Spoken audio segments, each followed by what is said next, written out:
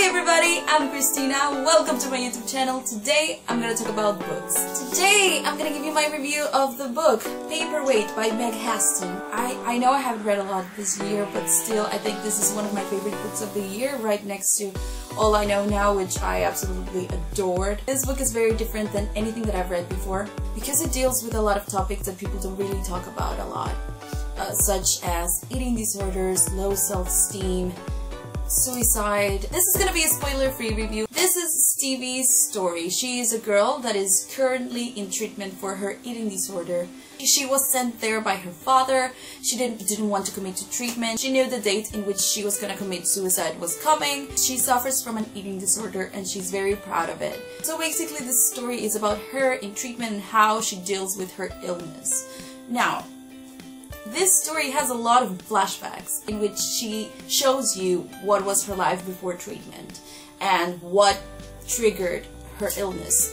The thing is, I'm not a fan of flashbacks. I usually when there's a flashback in a book, I'm just like, oh no, flashback. And also with TV series like Arrow, you know. The thing is, with this book, I was looking forward to the flashbacks because her story is so interesting. I was equally invested in her treatment as much as in her story. The characters of the story are basically the people that she is with in treatment. She makes some friends, Kate, Tegan, and Ashley, and her therapist. She calls her the Shrink, but her name is Anna. I absolutely loved all of these characters. They were so supportive for Stevie.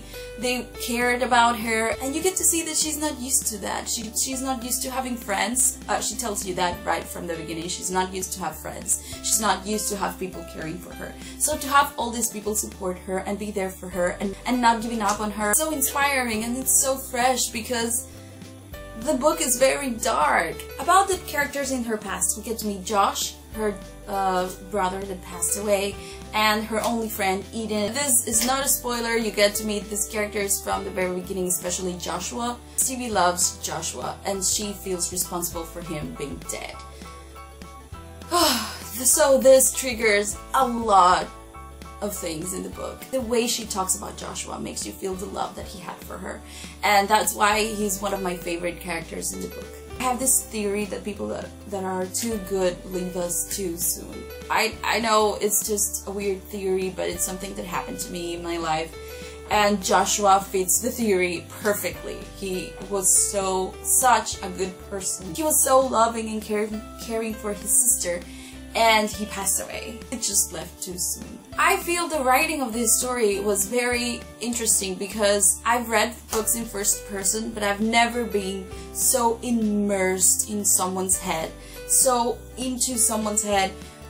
It was the first time that I've ever read a book in which I felt like I was the character and I was having the thoughts, because she has no filter. She tells you the things as they are. Of course, she's not telling the other characters this, but you get to see her thoughts and how she talks with herself.